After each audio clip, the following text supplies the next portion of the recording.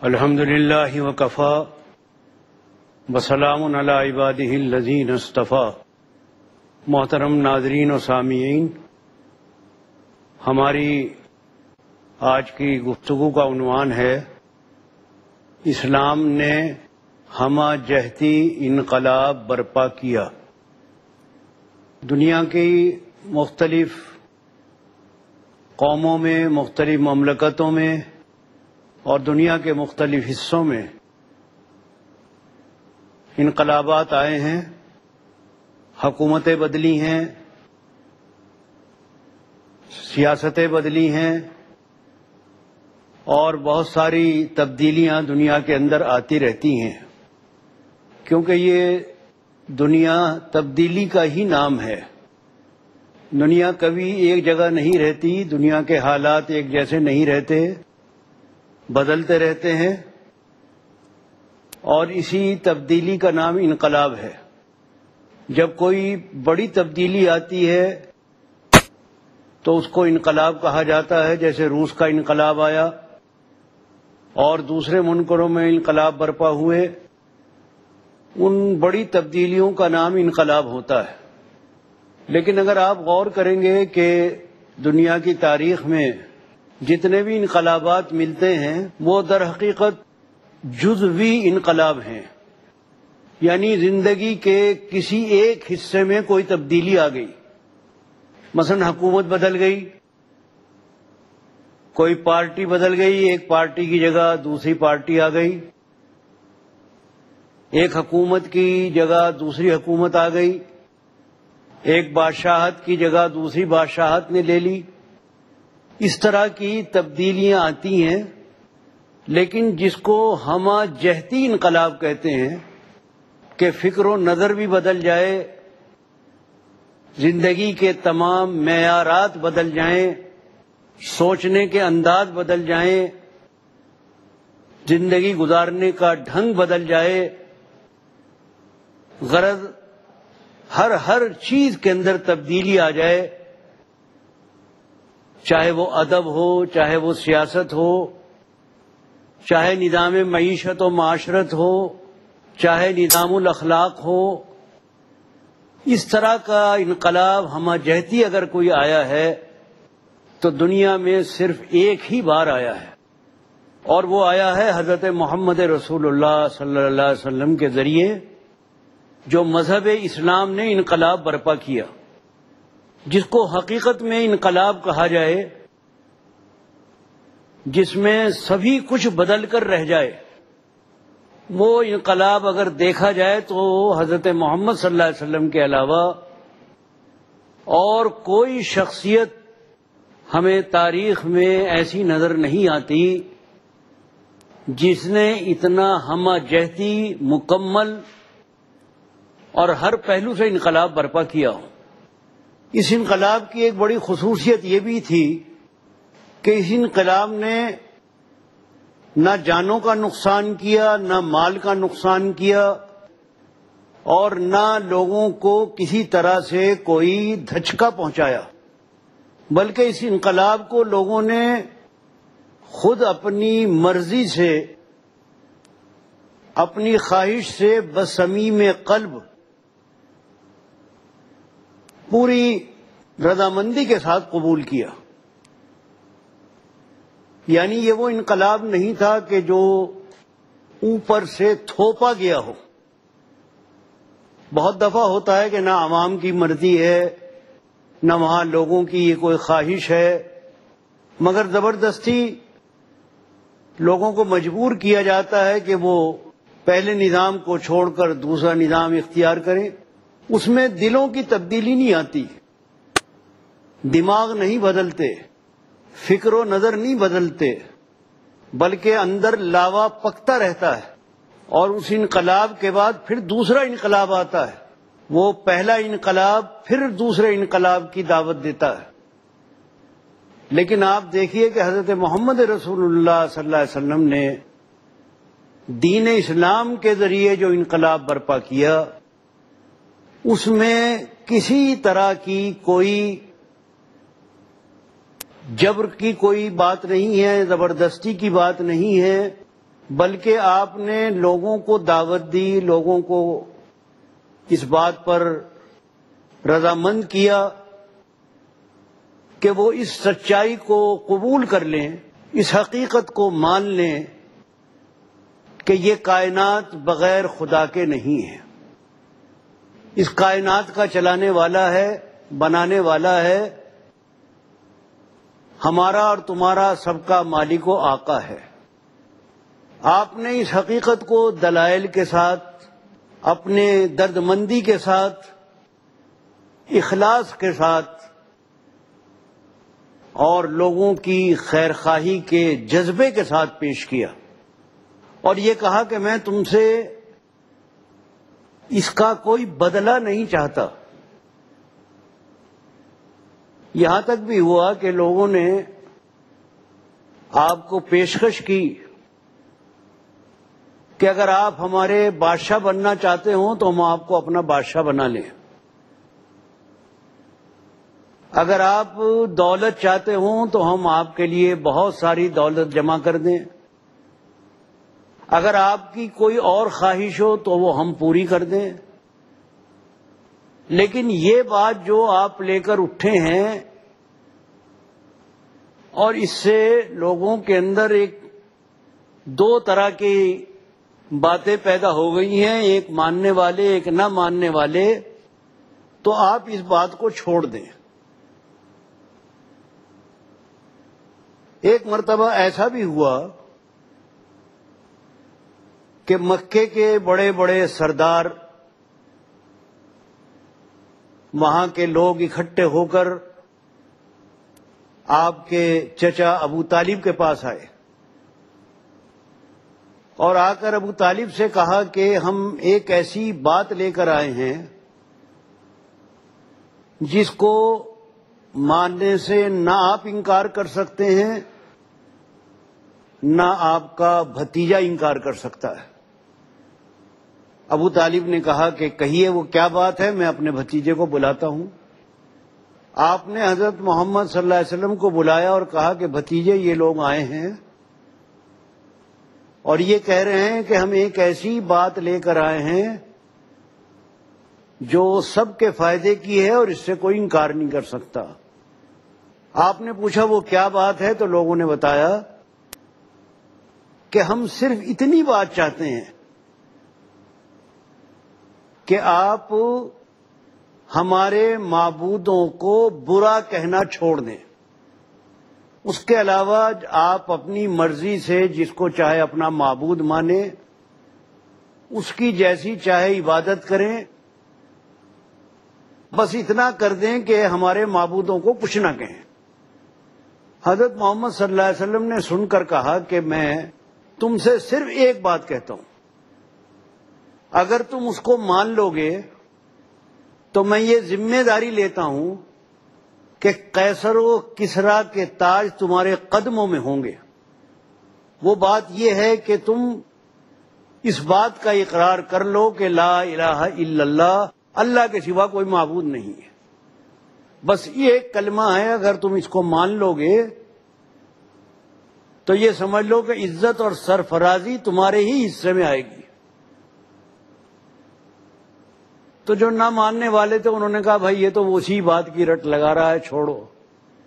آپ وہ بات لوگوں کو سمجھاتے رہے یہاں تک کہ لوگوں کی سوچ کے زاویے بدل گئے اور لوگوں نے اس بات کو قبول کر لیا، اور ایسے حالات میں قبول کیا کہ جب قبول کرنے میں فائدہ کم تھا، نقصان زیادہ تھا، اسے کہ مخالفت کا ماحول چل رہا تھا۔ جتنا کام آپ مکے میں کر سکتے تھے وہاں کیا، اس کے بعد مدینہ، 13 سال کے بعد آپ مدینہ طیبہ ہجرت کر کے چلے گئے۔ وہاں ایک آپ کو مرکز مل گیا، ایک جگہ مل گئی، وہاں کے لوگوں نے آپ کی مدد کی اور ان کی مدد سے آپ نے اپنے اس مشن کو طاقت دی، یہاں تک کہ وہ وقت بھی آیا کہ جو مخالف تھے وہ بھی ماننے پر مجبور ہوئے۔ تو یہ جو انقلاب آیا ہے یہ تلوار سے نہیں آیا بلکہ دعوت سے آیا، اور زندگی کے کسی ایک گوشے میں نہیں آیا بلکہ ہمہ جہتی انقلاب آیا ہے۔ یعنی اس انقلاب نے پوری زندگیوں کو بدل کر رکھ دیا۔ اتنا مکمل اور اتنا ہمہ جہتی انقلاب دنیا کی تاریخ میں کوئی اور نہیں ملتا۔ اور حقیقت یہ ہے کہ انقلاب جس کا نام ہے تبدیلی، وہ تبدیلی حقیقت میں وہ اسی ایک ہی مرتبہ وہی آئی ہے، ورنہ نام تو انقلابات کے ہوئے ہیں، حقیقت میں انقلاب نہیں ہوا۔ اسلام کے اس انقلاب کی بدولت دنیا کے پورے نظام میں تبدیلی آئی ہے۔ اس وقت کی جو بڑی بڑی حکومتیں تھیں، سپر پاور تھیں، دو بڑی طاقتیں تھیں، ایک روم کی طاقت جس کے سربراہ اور بادشاہ کو قیصر کہا جاتا تھا، دوسری سپر پاور تھی فارس کی جو آج ایران کہلاتا ہے، جس کے بادشاہ کو کسریٰ کہا جاتا تھا۔ یہ دنیا کی دو بڑی بڑی طاقتیں تھیں۔ ان کی اپنی بہت پرانی تہذیبیں تھیں، ان کے اپنے زندگی گزارنے کے طریقے تھے۔ روم کے لوگ، قیصر جس کا بادشاہ تھا، وہ زیادہ تر عیسائی تھے، حضرت عیسیٰ علیہ السلام کے ماننے والے تھے۔ فارس کے لوگ جن کے بادشاہ کو کسریٰ کہا جاتا تھا، یہ آتش پرست، آگ کے پجاری تھے۔ ان کے یہاں ایک بہت بڑا آتش کدہ بنا ہوا تھا، جہاں ہزاروں سال سے آگ روشن تھی اور کبھی بجھتی نہیں تھی۔ یہ دونوں بڑی طاقتیں، یہ سمجھیے کہ پوری دنیا پر اپنی حکومت کر رہی تھیں، اور ان سے سارے ہی لوگ متاثر تھے۔ جہاں تک عرب کا معاملہ تھا، عرب بالکل ایک گوشے میں پڑا ہوا تھا، وہاں تہذیب نام کی کوئی چیز نہیں تھی، نہ وہاں کوئی ایک حکومت تھی، وہاں قبائلی سسٹم تھا، قبائلی نظام تھا، الگ الگ قبیلوں کی حکومتیں تھیں، پورے ملک پر کسی ایک کی حکومت بھی نہیں تھی۔ یہ آزاد قبائل کے لوگ تھے، ایسی آزاد طبیعت رکھنے والے جنہوں نے کبھی کسی کی محکومی قبول نہیں کی، جو کبھی کسی کے زیر نگی نہیں رہے، بدوی لوگ تھے، کھلے میدانوں میں رہنے والے تھے، آزاد طبیعت تھے۔ ایسے لوگوں کو متاثر کرنا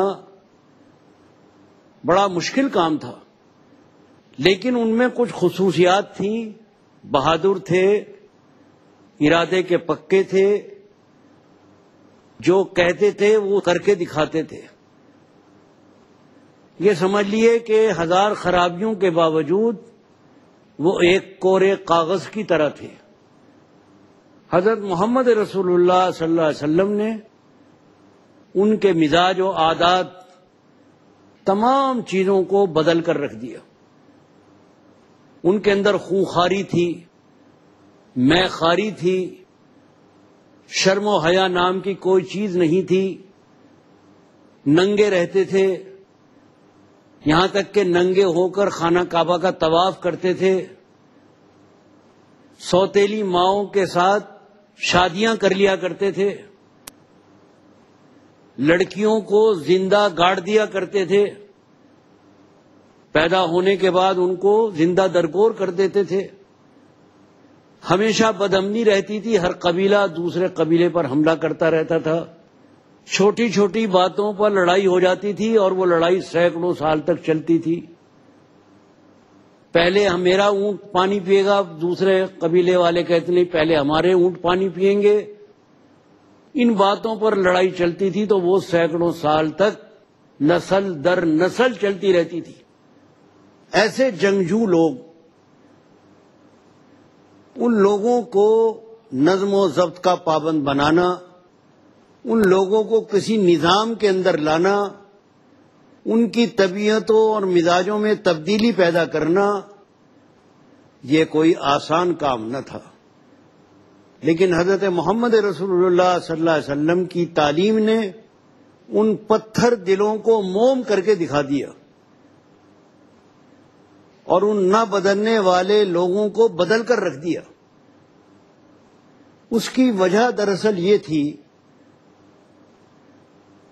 کہ جس بات کی طرف حضرت محمد صلی اللہ علیہ وسلم بلا رہے تھے، جو آپ کی دعوت انقلاب تھی، وہ دعوت ایک فطری دعوت تھی، یعنی حقیقت میں انسان کی فطرت کی وہ پکار تھی۔ ہر انسانی فطرت اپنے رب کو مانتی ہے، انسانی فطرت میں رب کا اقرار اس طرح پروردگار نے گوندا ہے جیسے آٹے میں کوئی نمک گوند دیتا ہے۔ بس فرق یہ ہے کہ وقت کے ساتھ ساتھ وہ فطرت مسخ ہو جاتی ہے، اس کے اوپر گرد و غبار پڑ جاتا ہے۔ یعنی یوں سمجھ لیے کہ جیسے ایک شیشہ ہوتا ہے کہ شیشہ اپنی بناوٹ کے حساب سے صاف و شفاف ہوتا ہے، اس کے اوپر گرد و غبار آ جاتا ہے، شیشہ گدلا ہو جاتا ہے۔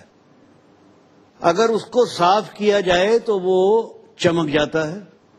انسانی فطرت کا معاملہ بھی یہی ہے کہ اپنی بناوٹ کے اعتبار سے فطرت انسانی صاف و شفاف شیشے کی طرح ہے۔